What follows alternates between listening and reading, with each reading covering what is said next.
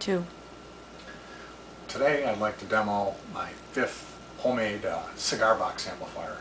This one, I really like the way it came out, the way it looks, everything about it. It's just probably the nicest one that I made, I guess I'd say. It has a heavy-duty 5-inch speaker. There's a modified tremolo inside the amp and a modified echo in there too. And it does have a headphone jack, which sounds really good. I like that idea too for practice. It's 1.5 watts of power inside this amp.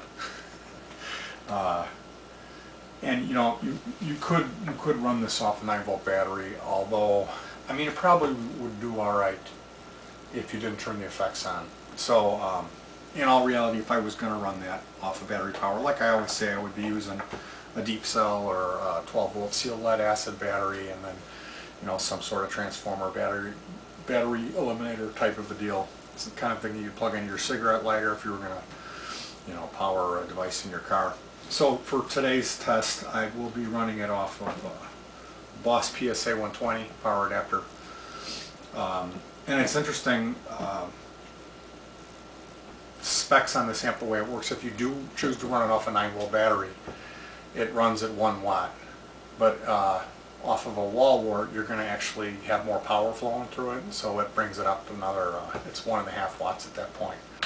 And so for, all reality, basically I'm always going to be using this with a wall wart unless we go to the woods or, take it out on the patio. Even on the patio, I probably just end up plugging it in. So, but I went ahead and took some pictures of it so I can take you through exactly what's going on here with this sucker. So looking at the front panel, one of the first things that stands out is I used a fan for the speaker cover, so it sticks out quite a bit, but for some reason it kind of looks retro or something like that to me, and I really like the way it looks. It's the chassis is an Acid brand cigar box. I've received several sizes of those Acid boxes. They're usually pretty nice looking, pretty well put together boxes, and this is the larger of the 2 sizes, which I only got one of those bigger ones. Usually I get the smaller ones. I've had seen quite a few of those. Now here we got a shot of that's the DC input jack where you would plug the adapter in. I did locate some round ones that were threaded. The old ones I were getting were square on the bottom and rounded on the top, and they had tiny little screws with nuts that you would have to, it was just a real headache mounting those, drilling it out, whatever. So I'm real pleased that I found those round threaded connectors. That's going to save me quite a bit of hassle.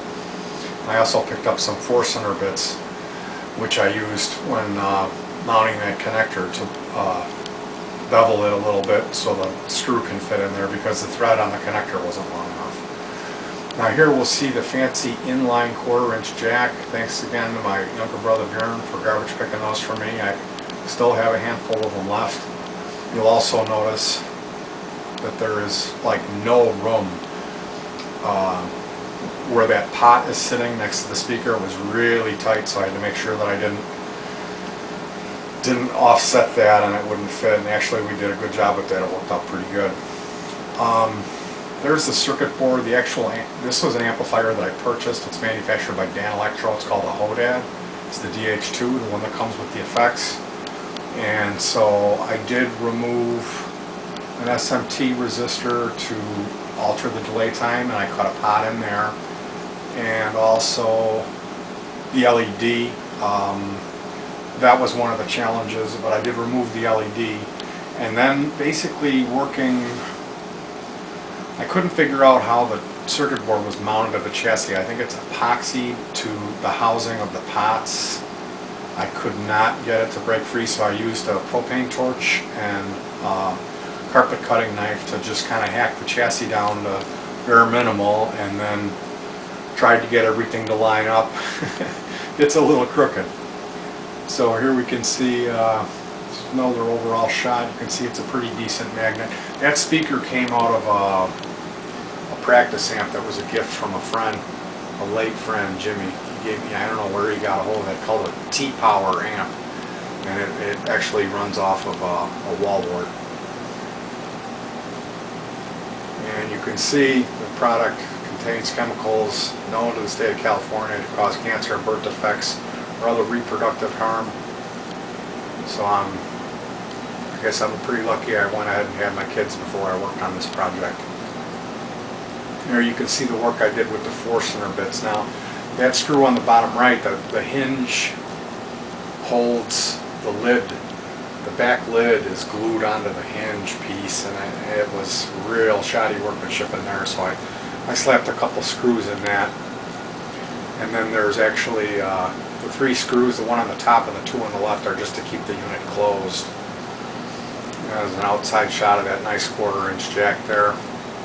Now this switch, I suppose if I would have got a different jack for the headphone that has the switch built in on it to disable the speaker when you plug the headphone in, I would not have had to cut the switch in. But the headphone jack that I wanted to use in this, they mount up really nice when you're working with a thicker piece of wood, so I had to go ahead and cut a switch in there, which really isn't that big of a deal. Now on the top you can see where the Hodad ended up being a little crooked, and I actually removed the input jack and the LED, and I used a piece of masking tape on the top of that and then filled that compartment for the input with hot glue.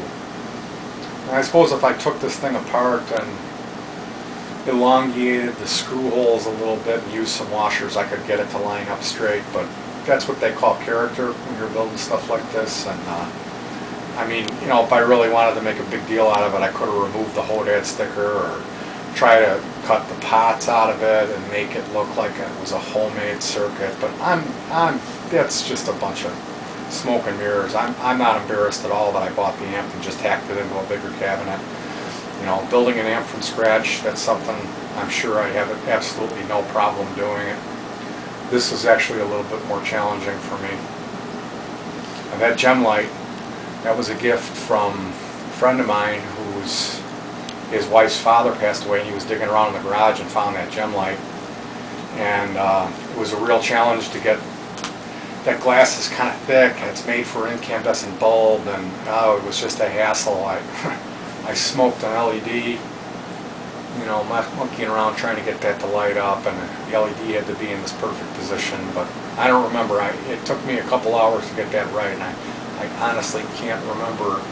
Oh yeah, it was like a little miner's light that I got at Home Depot. It came with a box cutter and a 9 LED flashlight for $3 reduced, so that the light bulb element in there is out of that miner's light, and it didn't quite fit in the socket. But I cut it apart and reversed the unit. I inverted it, and it fit backwards with a little bit of epoxy, and then it mounted up perfect. So that was one of those happy accidents that you run into. The knobs, I wanted to use a pair of knobs. I'm getting low on knobs. I don't even remember what those came off of, but they're pretty nice. They're aluminum, and I had to drill out the shafts and then use a little epoxy on the inside, so it'll be a real pain in the neck if I ever got to pull those suckers out of there. I did buy the real expensive pots. They were like $6.50 a piece for the pots because the threading on the shaft was longer. They're a Canadian-made pot, so I'm hoping that they'll last a real long time. I won't run into any crackle problems on them. I try to keep my stuff turned all the way down when I'm going to store it, so if it does develop a soft spot, it's at the 0 point. And then here, last but not least, we'll see what the original Dan Electro Hodad looks like in all of its glory. Those speakers are 2-inch speakers, and I mean, you can imagine what they sound like. It's real tinny, a lot of high end. But the amp, you know, if you were going to want to mess with one of these, you could just cut in a 1/4-inch jack onto that speaker connector and mount it inside that chassis, and you could plug this into another speaker cabinet with a slightly larger speaker for an easy mod. Then use that Hodad as a head or a portable unit, you know, as long as you switch the jack. That's for what I paid for it. Again, I think I paid $25 or $29, and it's a highly recommended little mini amp. It's got the echo and the tremolo on it, and 1.5 watts, so good deal.